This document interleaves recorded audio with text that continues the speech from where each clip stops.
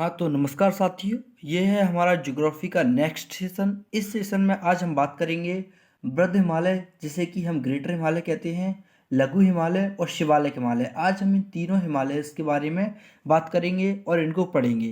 पहले मैं आपको इनकी लोकेशंस बता देता हूँ कि ये भारत में किस जगह और कहाँ पर स्थित हैं। तो आप देख सकते हो, ये पहले ये ऊपर वाला है, इसे अपन कहते हैं कौन सा हिमालय, तो इसे हमने नाम दिया है ग्रेटर हिमालय या बृहद हिमालय। ठीक, अभी बीच में आता है तो बीच वाले को हमने नाम दे दिया है क्या, मध्य हिमालय। ये बीच वाला आता है, इसे हम कहते हैं मध्य हिमालय या लघु हिमालय। ठीक है। अब ये नीचे वाला आता है, इसे कहते हैं हम शिवालिक हिमालय। शिवालिक हिमालय को ही बाहरी हिमालय या आउटर हिमालय भी कहा जाता है। ठीक, अब ये आप देख सकते हो, ये है काराकोरम श्रेणी, ये है लद्दाख श्रेणी, ये है जास्कर श्रेणी, ये है कैलाश श्रेणी। इनके बारे में हम बाद में चर्चा करेंगे। ये है दोस्तों ट्रांस हिमालय का भाग, ये क्या है का ट्रांस हिमालय का पार्ट है। तो चलिए अब हम ले आते हैं इधर। अब मैंने आपको ये बता दिया ये क्या है, ये पहले वाला ऊपर वाला आता है ग्रेट हिमालय। ठीक है। अब ग्रेट हिमालय को क्या कहा जाता है, ग्रेट हिमालय को हिमाद्री कहा जाता है। हिमाद्री क्यों कहा जाता है, क्योंकि यह हमेशा बर्फ से ढका रहता है। ठीक है। ग्रेट हिमालय का जो निर्माण हुआ था वो कि हमने अभी प्लेट टेक्टोनिक थ्योरी में पढ़ा भी था, वो 45 मिलियन वर्ष पहले ग्रेट हिमालय का निर्माण हुआ था। ठीक है। ग्रेट हिमालय की जो औसतन ऊंचाई है वो 6100 मीटर है। ठीक है। अब ग्रेट हिमालय कहाँ से कहाँ तक है, तो हमारा महान हिमालय ये आप देख सकते हैं, ये लिखा हुआ है नंगा पर्वत। क्या, नंगा पर्वत से लेकर अरुणाचल प्रदेश नामचा वारवा तक फैला हुआ है महान हिमालय। नंगा पर्वत से लेकर कहाँ तक, नामचा वारमा अरुणाचल प्रदेश तक फैला हुआ है। ठीक, इसकी लंबाई है 2500 किलोमीटर। क्या कि ये जो महान हिमालय है, महान हिमालय की लंबाई कितनी मानी जाती है, 2500 किलोमीटर। ठीक, अब इसकी जो चोटियाँ, इसकी मुख्यतः जो चोटियाँ हैं उनकी बात करते हैं। तो इनकी जो अरुणाचल प्रदेश में चोटी है उसे नामचा वारमा कहा गया है। सिक्किम में जो चोटी है उसे कहा गया है कंचनजंगा। और जो उत्तराखंड में है, उत्तराखंड की सारी चोटियों को क्या कहा गया है, नंदा देवी, केदारनाथ और बद्रीनाथ। ठीक है। और नेपाल में मकालू, धौलागिरी, एवरेस्ट, अन्नपूर्णा और मंशालू, ये सारी क्या हैं, ये सारी चोटियां हैं। काय की चोटियां हैं, तो ये सारी चोटियां हैं बृहद हिमालय की। ठीक है। अब हम चर्चा करेंगे मध्य हिमालय।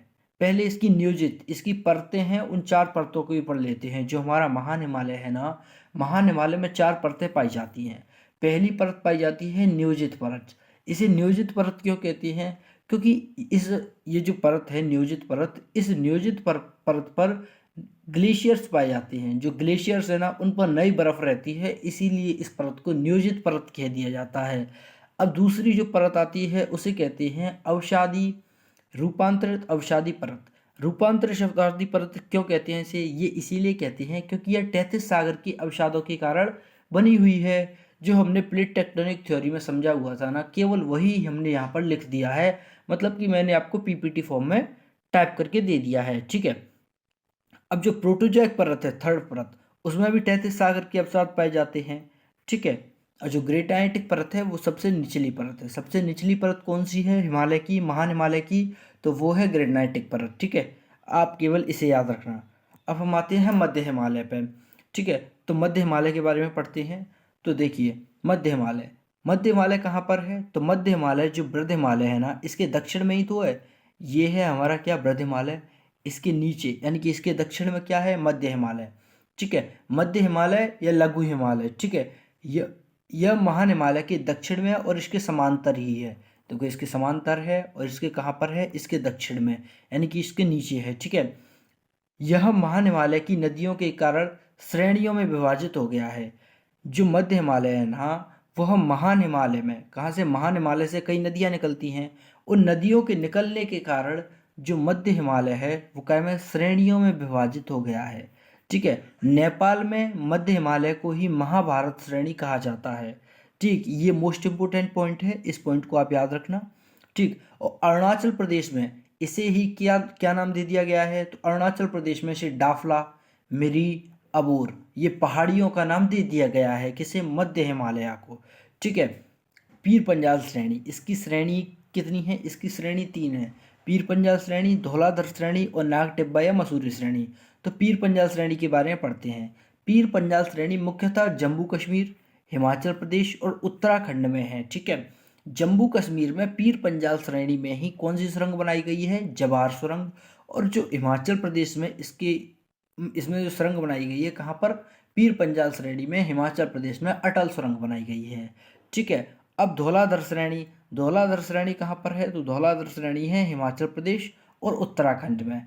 ठीक, और नागटिब्बा या मसूरी, ये दोनों श्रेणियाँ कहाँ पर हैं? तो ये दोनों ही कहाँ हैं? उत्तराखंड में हैं। ठीक, नागटिब्बा श्रेणी और मसूरी श्रेणी कहाँ पर हैं? तो उत्तराखंड में।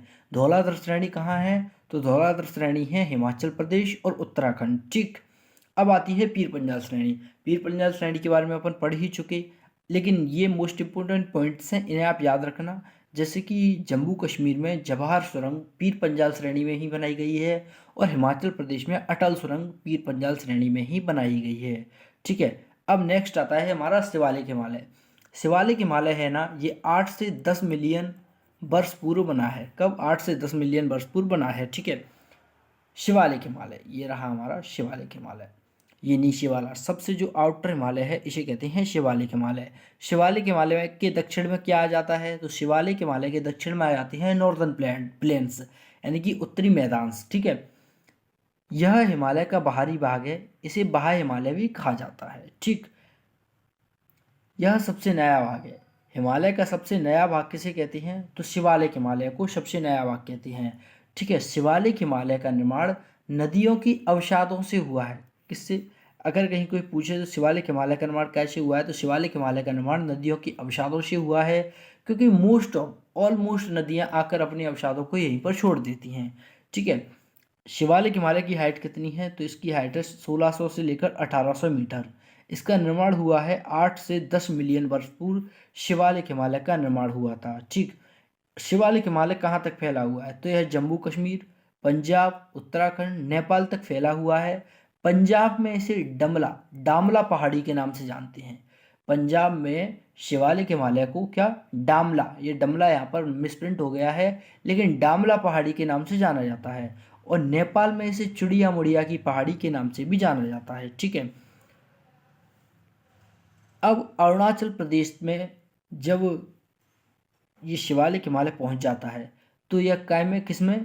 मध्य हिमालय में ही मिल जाता है।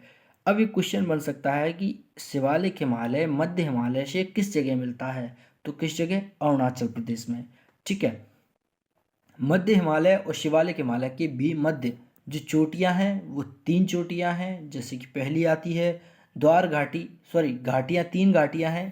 पहली आती है द्वार घाटी जो कि हरिद्वार में है, दूसरी आती है दून घाटी जो कि देहरादून में है, तीसरी आती है काठमांडू घाटी जो कि नेपाल में है। यह मध्य हिमालय और शिवालिक हिमालय के मध्य कितनी घाटियां हैं? तो 3 घाटियां हैं। पहली द्वार घाटी, दूसरी दून घाटी और तीसरी काठमांडू घाटी। तो ये हमने चर्चा की बृहद हिमालय, लघु हिमालय और शिवालिक हिमालय के बारे में। तो धन्यवाद मित्रों।